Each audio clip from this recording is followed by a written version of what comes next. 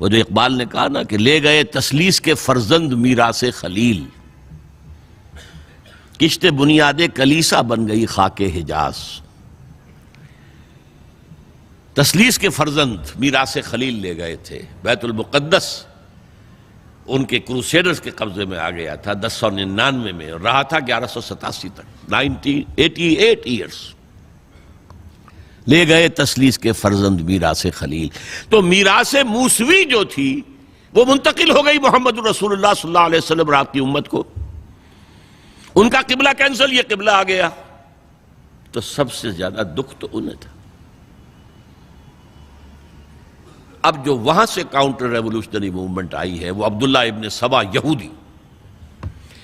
بعض لوگ آج یہ بھی کہہ دیتے ہیں کہ یہ تو ایک ایسی ہی افسانوی شخصیت ہے، کوئی اس کا وجود ہی نہیں تھا، بڑی زیادتی کرتے ہیں، خاص طور پر ہمارے بعض اہل تشیع یہ کہتے ہیں، حالانکہ ان کی کتابوں کے اندر درج ہے کہ حضرت علی نے عبداللہ ابن سبا اس کے 40 ساتھیوں کو آگ میں زندہ جلوایا۔ رجال کشی کے اندر دیکھ لیجیے لکھا ہوا موجود ہے۔ لیکن چونکہ کچھ لوگوں نے شیعیت کے لیے لفظ سبائیت استعمال کرنا شروع کر دیا، اس لیے وہ ڈیفنس میں کہتے ہیں نہیں سبا تو یہ تو افسانوی شخصیت ہے، سبا کوئی تھا ہی نہیں عبداللہ ابن سبا۔ نہیں، عبداللہ ابن سبا ایک شخص تھا یہودی، وہ اسلام کا لبادہ اوڑھ کر آ گیا دارالاسلام میں، حضرت عثمان رضی اللہ تعالیٰ عنہ کا عہد۔ اور ایک مغالطہ میں چاہتا ہوں کہ ان دی فرسٹ انسٹنس دفع کر دوں۔ عام طور پر اتنی غلط طریقے سے تاریخ بیان ہوئی ہے کہ حضرت عثمان کے عہد خلافت کو سمجھتے ہیں پورا کا پورا عہد خلافت غالباً فتنوں ہی کے اندر تھا اور اختلافات ہی تھے اور خانہ جنگ۔ معاذ اللہ، ایسا نہیں تھا۔ طویل ترین دور جو ہے دور خلافت حضرت عثمان کا ہے، 12 سال۔ حضرت ابوبکر کے 2.5 سال، حضرت عمر کے 10 سال، دونوں کو جمع کریں گے تو عثمان کا، اور اس میں 10 سال بالکل اسی شان کے ہیں جو حضرت عمر کے خلافت کے شان ہے، کوئی اختلاف نہیں۔ اور فتوحات کا دائرہ بڑھتا چلا جا رہا ہے، تھمتا نہ تھا کس چیز سے سیل رواں ہمارا۔ اس کے آخری ایام میں یہ شخص آیا اور اس نے ایک تو یہ کیا کہ پرانی جو قبائلی عصبیت تھی اس کو زندہ کیا۔ خلافت تو بنو ہاشم کا حق ہے، محمد ہاشمی تھے صلی اللہ علیہ وسلم۔ ہاؤ کم یہ ایک بنو امیہ کا شخص کیسے بیٹھا ہے؟ دیکھیے اس شخص نے کتنا انتظار کیا۔ حضرت ابوبکر بنو امیہ میں سے نہیں تھے، لہذا یہ فتنہ اس کے خلاف نہیں ہو سکتا تھا، کیونکہ چشمک جو تھی وہ بنو امیہ اور بنو ہاشم کی تھی، بڑی پرانی تھی۔ یہ بڑے برابر کے یہ دو کلینز جو تھے مد مقابل تھے ایک دوسرے کے، باقی چھوٹے قبیلے تھے، بنو تیم ہیں، بنو عدی ہیں، لیکن مقابلہ تھا بنو امیہ اور بنو ہاشم کا۔ حضرت ابوبکر بنو تیم میں سے، حضرت عمر بنو عدی میں سے، بنو امیہ میں سے حضرت عثمان۔ اب اس کو موقع ملا، اب آیا یہ اموی، یہ بن گیا۔ یہ سب غاصب ہیں، ابوبکر بھی، عمر بھی، عثمان بھی۔ خلافت پہلے دن سے علی کی ہے اور اس کو ملنی چاہیے۔ اس سے آگے بڑھ کر، اور علی تو خدا ہے، انکارنیٹ، گاڈ انکارنیٹ، یہ اس کا عقیدہ جو اس نے پھیلایا۔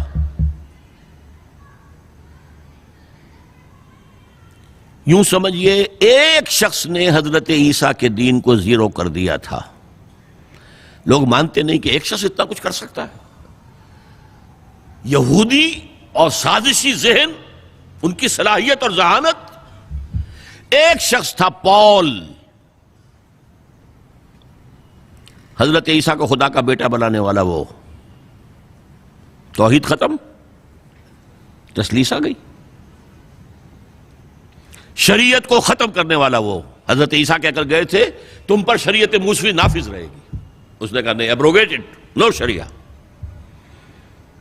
نمبر 3، حضرت عیسیٰ نے کہا تھا تمہیں تبلیغ کرنی ہے صرف یہودیوں تک۔ I have been sent only in search of the lost sheep of the house of Israel۔ میں صرف اسرائیل کے گھرانے کی کھوئی ہوئی بھیڑوں کی تلاش میں آیا ہوں، تمہیں باہر تبلیغ نہیں کرنی۔ اس نے تبلیغ کا دائرہ وسیع کیا۔ وہ دین مسیحیت ختم وہ دین پالزم ہے جو چلا ہے اس کے بعد. سمجھ رہے ہیں اس بات کو؟ اور یہ ڈاکٹر مائیکل ہارٹ نے بالکل صحیح لکھا ہے کہ کرسچینٹی جب تک حضرت مسیح موجود تھے وہ سوائے ایک یہودیوں کے فرقے کے اس کی کوئی اور حیثیت نہیں تھی. لیکن پال نے اسے ایک انڈیپینڈنٹ دین بنایا. ایک شخص کی کارروائی ہے یہ ساری، اور آج پوری دنیا، پوری عیسائی دنیا اسی پر ہے، تسلیس پر بھی، اور شریعت ختم، اور دعوت جو ہے کرتے پھر رہے ہیں پوری دنیا کے اندر. اسی طرح اس نے کیا، قبائلی عصبیت کو چھیڑا اور حضرت علی کا مبالغہ کیا یہ خدا ہے، اوتار، گاڈ انکارنیٹ. تیسرا کام کیا کیا کہ حضرت عثمان رضی اللہ تعالی عنہ اور ان کے جو عاملین تھے، گورنر کوفے کا ہے، گورنر شام میں دمشق میں ہے، گورنر مصر میں ہے، ان کے خلاف پروپیگنڈا شروع کیا. یہ بیت المال میں خیانت کر رہے ہیں، یہ غبن کر رہے ہیں، یہ اپنے عزیزوں کو جو ہے پال رہے ہیں، ان کو دے رہے ہیں، وہ اقربا پروری کر رہے ہیں، اور یہ کر رہے ہیں، اور ٹیکنیک کیسی عجیب. کوفے میں کوفے کے گورنر کے خلاف بات نہیں کریں گے، دمشق اور مصر کے گورنر کے خلاف بات کریں گے. اب کہاں دنیا کے پاس ذرائع تھے کہ کوئی ویریفائی کرے بھئی یہ بات صحیح ہے کہ نہیں ہے، غلط ہے؟ نہ کوئی ذرائع رسل و رسائل ہیں. اور اگر آپ کوفے میں کھڑے ہو کر عثمان نے یہ کر دیا، عثمان نے یہ کر دیا، عثمان نے یہ کر دیا، یہ کر دیا، اب کون اس کو جو ہے اس کی تحقیق کر سکے گا؟ دمشق میں گئے ہیں تو دمشق کے گورنر کے خلاف کچھ نہیں، عثمان کے خلاف، اور کوفے کے گورنر کے خلاف، اور مصر کے گورنر کے خلاف. مصر میں گئے ہیں تو اس کے خلاف کچھ نہیں، دمشق اور کوفے کے گورنر کے خلاف اور عثمان کے خلاف. اور پھر ہر طرف سے بلوائیوں کو لا کر گھیراؤ کر لیا حضرت عثمان کے گھر کا. یہ تحریک ہے جو بہت زبردست کامیابی سے ہمکنار ہوئی. یہودی سازش. اب تمام صحابہ کہہ رہے ہیں حضرت عثمان سے کہ آپ ہمیں موقع دیں کہ ہم ان کا سر کچل دیں.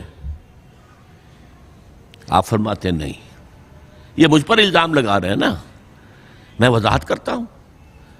اپنے گھر کی چھت کے اوپر کھڑے ہو کر آپ نے کہا دیکھو یہ میں نے نہیں کیا، یہ میں نے نہیں کیا، میرے یہ احسانات بھول گئے ہو. حضرت علی نے مسجد نبوی میں کھڑے ہو کر جتنے الزامات لگائے تھے ان سب کی طرف سے برات کا معاملہ کیا کہ جھوٹ کہہ رہے ہو تم، عثمان پر کوئی غلطی جو ہے، کوئی خیانت ثابت نہیں. لیکن جنگ کی اجازت حضرت عثمان نہیں دے رہے. یہ میرے خون کے پیاسے ہیں نا، جب تک قتل نہیں کر لیتے جرم کہاں ہے؟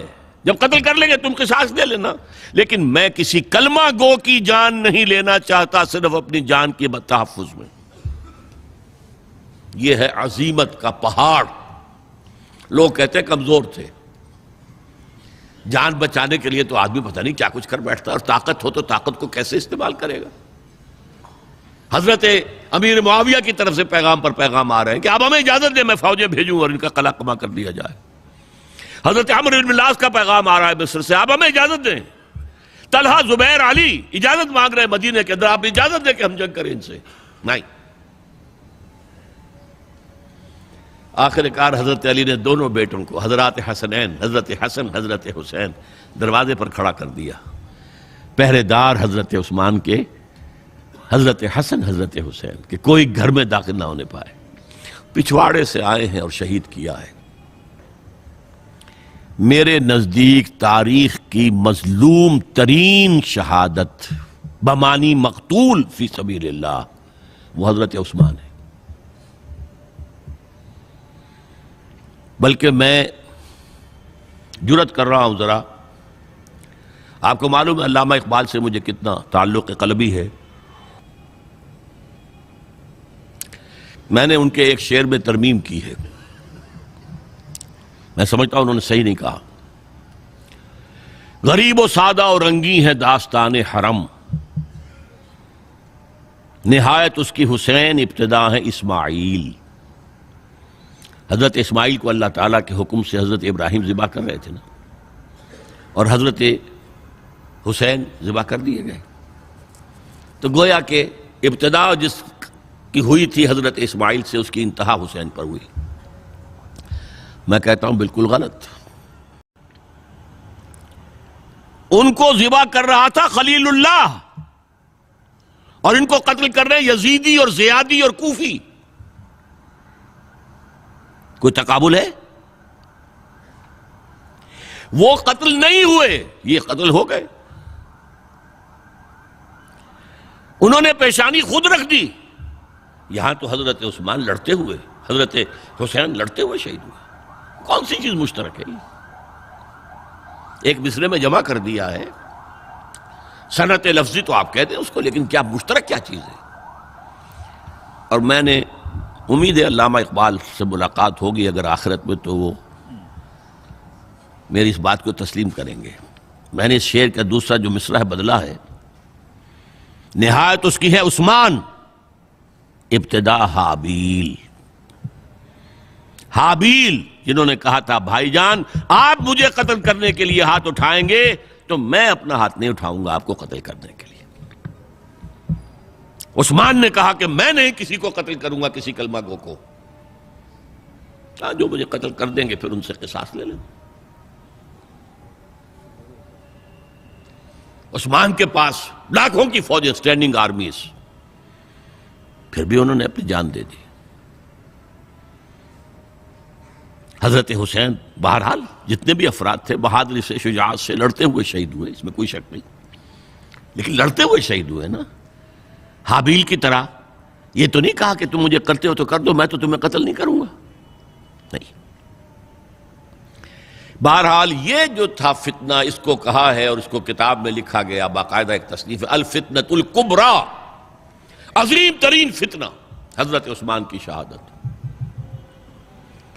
اس وقت عبداللہ ابن سلام رضی اللہ تعالی عنہ ایک یہودی عالم دین تھے جو اسلام لے آئے تھے، انہوں نے کہا تھا لوگو ڈرو، عثمان کے خون کا نہ بہانا۔ میں جانتا ہوں تاریخ بنی اسرائیل کی، اگر کبھی کوئی نبی جو ہے اگر شہید کیا گیا تو 70,000 آدمی اس کے بعد مارے گئے اللہ تعالیٰ کی طرف سے، اور نبی کا اگر کوئی خلیفہ قتل کیا گیا تو 35,000 آدمی مارا گیا ہے۔ تو اگر تم نے عثمان کو قتل کر دیا تو یہ خون کے دریا جو ہیں پھر آ جائیں گے امت کے اندر، باز آ جاؤ، خدا کے لیے باز آ جاؤ۔ لیکن نہیں، بہرحال حضرت علی رضی اللہ تعالی عنہ نے بلایا عبداللہ ابن سبا کو اپنے ہاں۔ تم کہتے ہو کہ میں خدا ہوں؟ ہاں آپ خدا ہیں۔ توبہ کرتے ہو کہ نہیں؟ نہیں۔ میں تمہیں زندہ جلا دوں گا، جلا دو، تم خدا ہو، ہماری آزمائش کر رہے ہو۔ حضرت علی نے عبداللہ ابن سبا کو 40 ساتھیوں سمیت زندہ جلوایا، اور یہ سارا کچھ معاملہ جو ہے یہ میں نے آپ کو بتایا اہل تشیع کی کتابوں میں موجود ہے۔ بہرحال یہ فتنۃ الکبریٰ ہے، جس کا نتیجہ کیا نکلا ہے آپ اچھی طرح سمجھیے۔ وہ شہادت علی الناس کا جو سیلاب جا رہا تھا، جس کی شان کیا تھی، علامہ اقبال کے الفاظ میں تھمتا نہ تھا کسی سے سیل رواں ہمارا۔ یہ جو سیل تھا کوئی روکنے والا تھا؟ 2 سپر پاورز تھیں اس وقت، ایران، روم۔ ایران کے چیتڑے ختم ٹوٹ گئے، روم کی 2 ٹانگیں ٹوٹ گئیں، اب کون روکنے والا تھا؟ یہ انٹرنل سیبوٹاج ہے۔ اس کے بعد جو باہمی خانہ جنگی شروع ہوئی ہے، 1 لاکھ مسلمان ایک دوسرے کی تلواروں اور نیزوں سے ختم ہو گئے۔